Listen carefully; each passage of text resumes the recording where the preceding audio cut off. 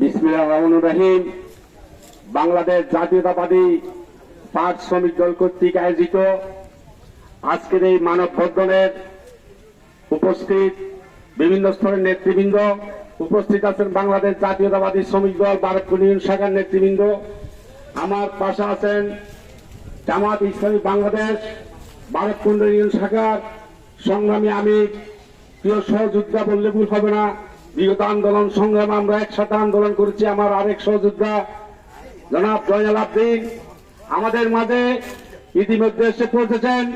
বাংলাদেশ জাতীয়তাবাদী দল চট্টগ্রাম উত্তর জেলা শাখার প্রভাবশালী সদস্য জনাব ইউসুফ নিজামী, একসময় আমার রাজনৈতিক অত্যন্ত সাবেক সহযোদ্ধা ছিলেন, যিনি ছাত্র দলের থানা সভাপতি ছিলেন, আমি সাধারণ সম্পাদক ছিলাম। আজকে তাকে আমরা আমাদের মাঝে পেয়ে আমরা প্রফুল্লিত উপভোগ করছি। সংগ্রামী বন্ধুগণ, অত্যন্ত দুঃখের সাথে বলতে হয় আজকে আমাদেরকে আবারও এসে সে জুট মেলের ঘেরে দাঁড়াতে হচ্ছে আমাদের দাবি আদায়ের জন্য। আপনারা জানেন আজকের এই প্রোগ্রামে আসার আগে আমাদের প্রিয় নেতা লাইন আসলাম চৌধুরী আমাদেরকে নির্দেশনা দিয়েছেন অত্যন্ত সুন্দর এবং শান্তি সুশৃঙ্খল ভাবে যাতে আমরা আমাদের দাবি আদায়ের আন্দোলনগুলো চালিয়ে যাই। আজকের এই সভা থেকে আমাদেরকে যে বার্তা দিয়েছেন সেই বার্তার জন্য আমি আপনাদের কাছে আশ্বস্ত করতে চাই, আমরা জাতীয়তাবাদী দল তথা বিএনপি ভারতকুণ্ড ইউনিয়নের প্রত্যেকটা নেতা কর্মী শ্রমিক আন্দোলনের প্রত্যেকটা বিষয়ে আপনাদের সাথে থাকবো। অতীতে যেমনি ছিলাম, এখন আছি, ভবিষ্যতে থাকবো ইনশাল্লাহ। সংগ্রামী বন্ধুগণ, আপনারা জানেন 2020 সালের 2রা জুলাই একটি ক্ষুদ্র বার্তার মাধ্যমে বাংলাদেশের 25টি জুট মিলকে একযোগে বন্ধ করে দিয়েছিল এই ফ্যাসিস্ট হাসিনা সরকার। তার এই ধারাবাহিকতা একের পর এক এই দেশের শ্রমিকদেরকে নির্যাতন করা হয়েছে। বিভিন্ন মেলের উৎপাদন বন্ধের নামে তারা মেলগুলা বন্ধ করে সেদিন তারা সেগুলো লুটপাট করেছে, দখল করেছে।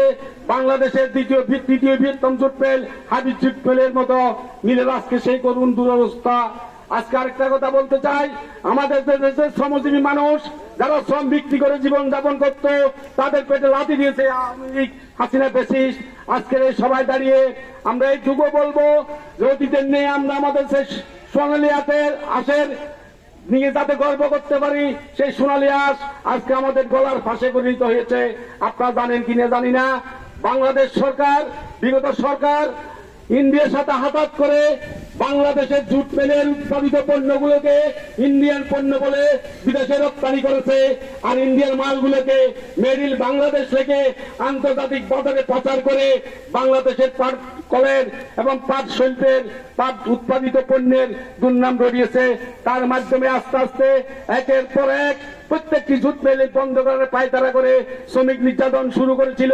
আমরা দেখেছি এই ভারতপুর একটা কঠিন আন্দোলনের জায়গা ছিল, যেখানে আমরা দেখেছি আমরা আমাদের ছাত্র জীবনের শ্রমিকদের সাথে একাত্মতা ঘোষণা করে আন্দোলন করেছি।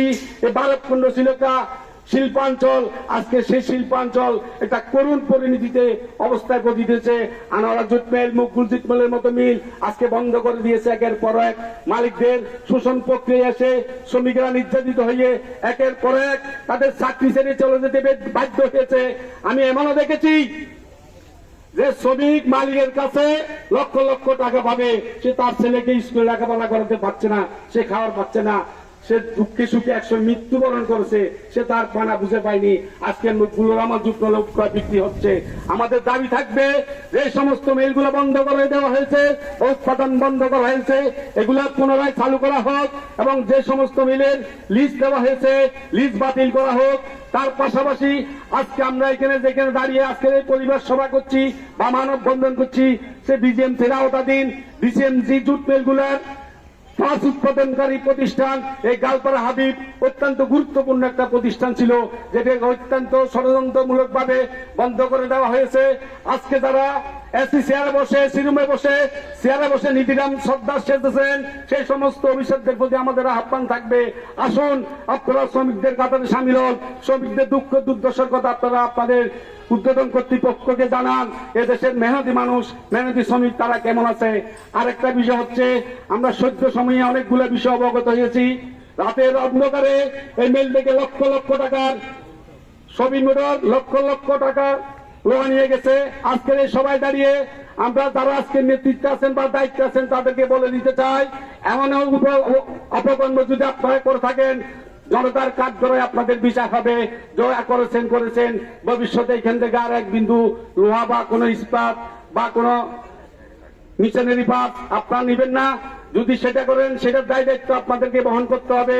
পরিশেষে আপনারা আজকে এখানে উপস্থিত হয়েছেন, সবাইকে আমি আমাদের প্রিয় নেতা লায়ন আসলাম চৌধুরীর পক্ষ থেকে অভিনন্দন জানাচ্ছি।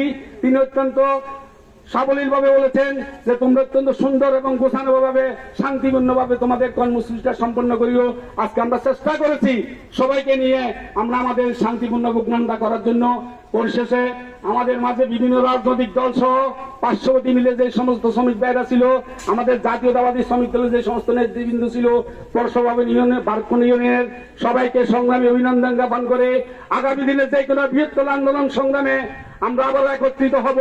প্রয়োজনে সেই শ্রমিকদের পূর্বে যারা রক্ত দিয়েছে তাদের মতো আমরা রক্ত দিতে